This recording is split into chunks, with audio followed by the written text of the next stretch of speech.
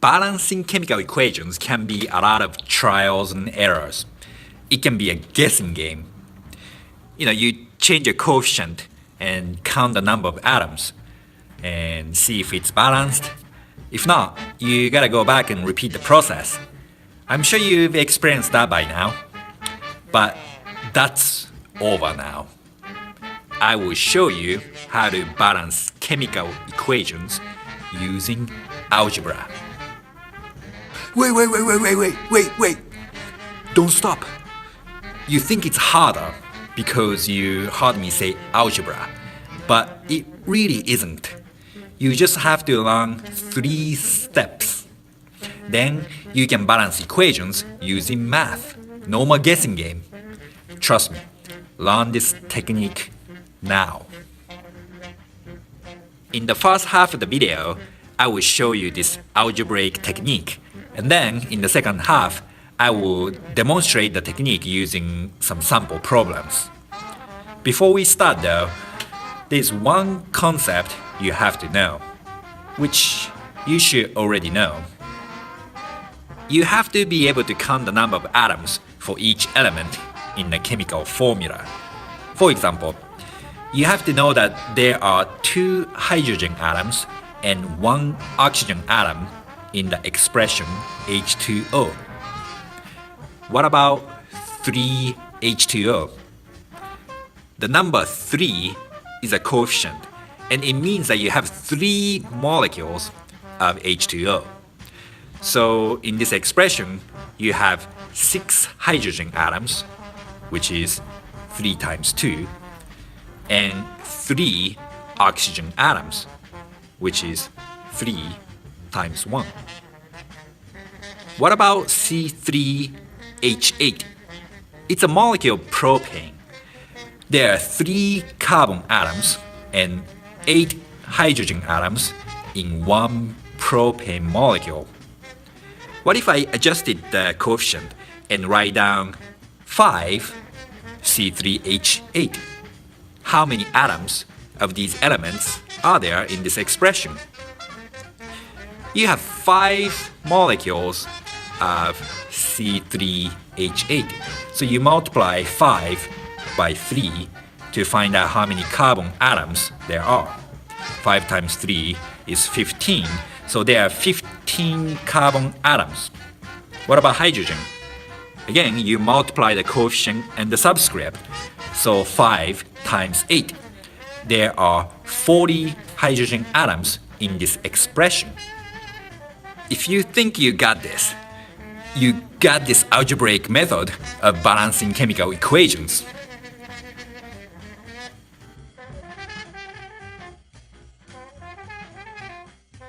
The first step of the algebraic method is to assign variables. When you balance a chemical equation, what you're trying to find are the coefficients, right? So those are the mysterious numbers. Those are the variables. They can be X, Y, Z, or whatever. I will use A, B, C, and D for this example.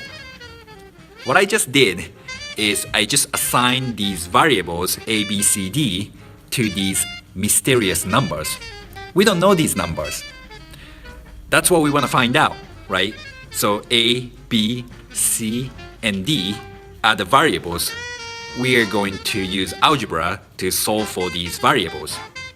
And that's all you have to do in the first step.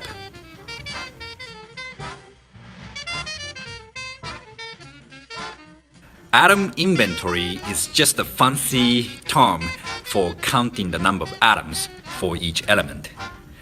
In this example problem, we have 3 elements to consider: carbon, hydrogen, and oxygen. So we're going to count the number of atoms for each of these elements. First, I would just write down these elements like this. Just list all of the elements involved in the reaction. Next, let's do the atomic inventory. Let's do one at a time. So we're going to start with carbon. For carbon, how many carbon atoms are in this expression ACH4. You have one carbon atom for every molecule of CH4, but you don't know how many molecules you have. That's why you have the variable A. So you have A number of CH4 molecules. Remember, you multiply the coefficient and the subscript to find out the number of atoms. So A times 1 is the number of carbon atoms. You have A number of carbon atoms in this expression. Did you get that? If not, I would repeat this section of the video again until you know why we have A number of carbon atoms in this expression. Let's keep counting the carbon atoms. BO2, you have no carbon atoms here. What about on the product side? How many carbon atoms are in the expression CCO2? Again, you count the number using the variable. You have C number of CO2 molecules, and each CO2 molecule contains one carbon atom. So you have 1 times C, or C number of carbon atoms. Because the number of carbon atoms does not change during the reaction, the law of conservation matter. If you have A number of carbon atoms in the reactants, that number must be equal to the number of carbon atoms in the product, which is C. We just completed the atom inventory for carbon. We don't know these numbers yet, A or C, but we're gonna solve for these variables later.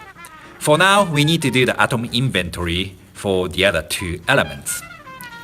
For hydrogen, we're gonna do the same thing. How many hydrogen atoms do we have in the reactants?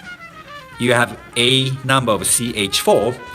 Each CH4 contains 4 atoms of hydrogen, so A times 4 is the number of hydrogen atoms in the reactants. What about in the product side? You have hydrogen in water, 2 hydrogen atoms in each water molecule to be specific, so we have D times 2 number of hydrogen atoms in the product. Are you here with me so far?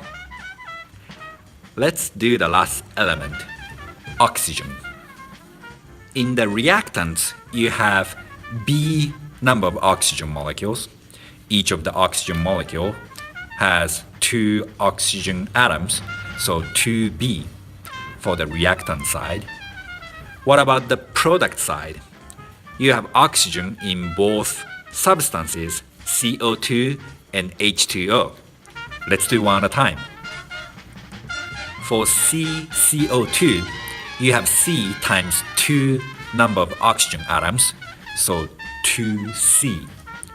For DH2O, you have D times 1 number of oxygen atoms, so 1D. However many oxygen atoms you have in the reactant is equal to the total number of oxygen atoms in the product, so we can set up an equation for oxygen atoms like this. That's it for the atomic inventory. We did it for the 3 elements. The next step is to try to find out what these variables are.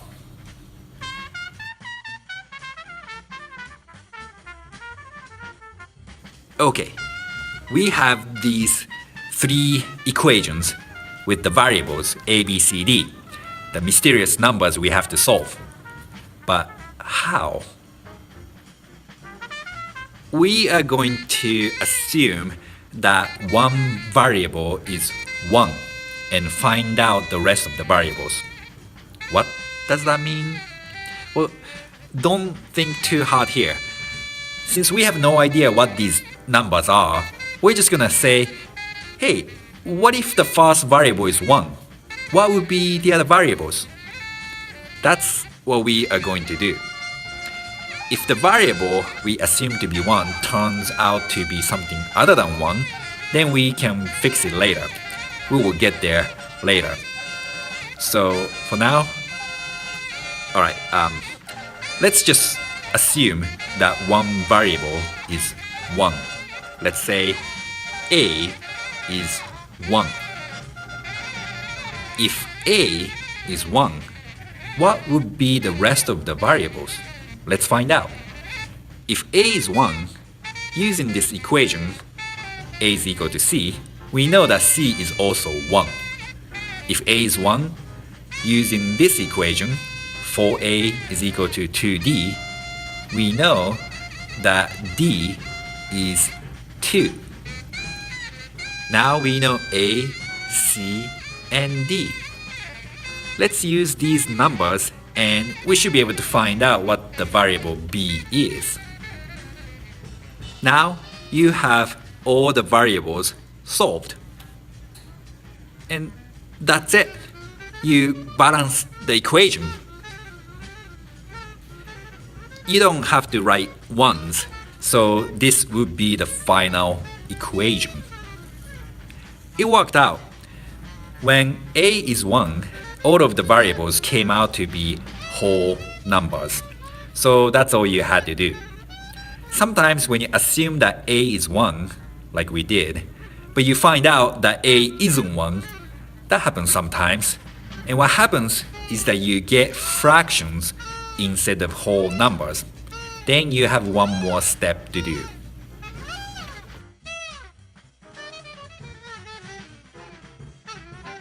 In the previous step, we assumed one of the variables to be 1. Then solve for the other variables, right? Sometimes the variable isn't 1. Then what happens is that you get fractions for other variables. Let me just show you with an example so you know what I mean. This is a simple example. Let's balance this equation using the algebraic method. The first step is to assign variables. The second step is to conduct atom inventory. In this example, we only have 2 elements.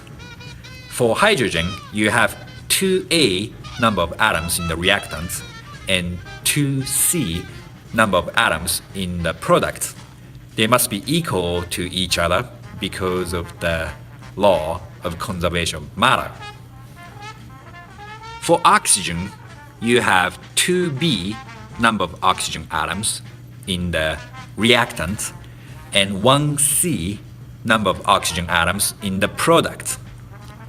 The last step, you will solve for these variables.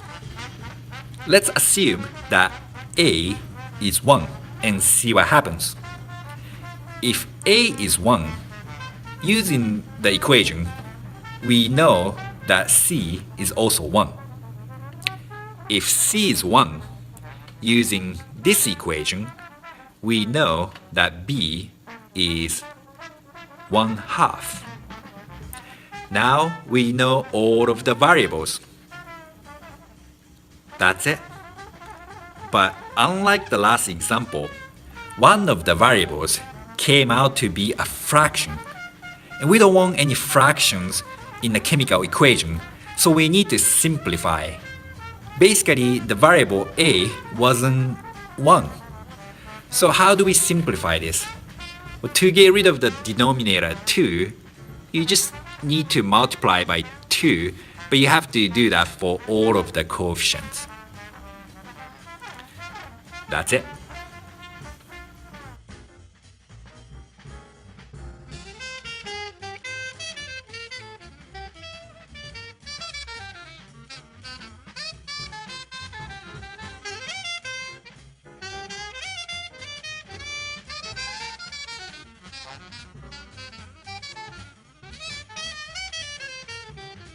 Copper carbonate reacts with hydrochloric acid to produce copper chloride, water, and carbon dioxide. Let's balance this equation. You have 5 variables: A, B, C, D, and E. What elements do we have here? Cu, C, O, H, NCl. We have to count the number of atoms for each of these elements. For Cu, we have A in the reactants and C in the product. For C, we have A in the reactants and E in the product. For oxygen, we have 3A in the reactants and D and 2E in the product. For hydrogen, we have B in the reactants and 2D in the product. For chlorine, we have B in the reactants and 2C in the product. That's it for the atom inventory. Next step, solve the equations. Let's assume that A is 1. If A is 1, C is 1.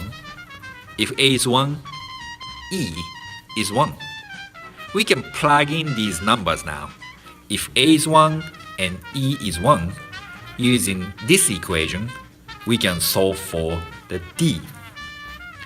D is 1 as well. If D is 1, look, we can solve for B. B is 2. Now, I think we got all of the variables solved.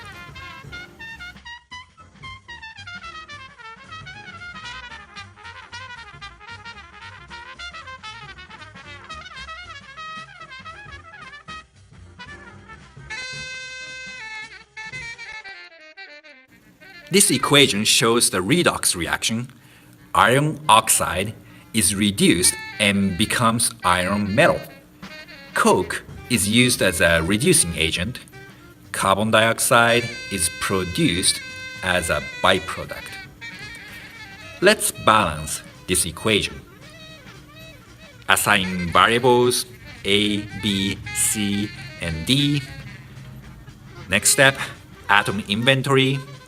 For iron, 2A in the reactants, C in the products. For oxygen, 3A in the reactants, 2D in the products. For carbon, B in the reactants, D in the products. Next, we're going to solve the equations. Assuming A is 1. What do we get? If A is 1, C is 2. If A is 1, D is 3 halves. If D is 3 halves, B is also 3 halves. Now we know all of the variables, but this isn't good because we can't have fractions. So A wasn't 1. So we need to simplify. To make 3 halves into a whole number, you need to multiply by 2, right? So you can multiply by 2 for each of the coefficients. And that's that. Once you learn this algebraic method, you don't have to guess anymore when you balance chemical equations.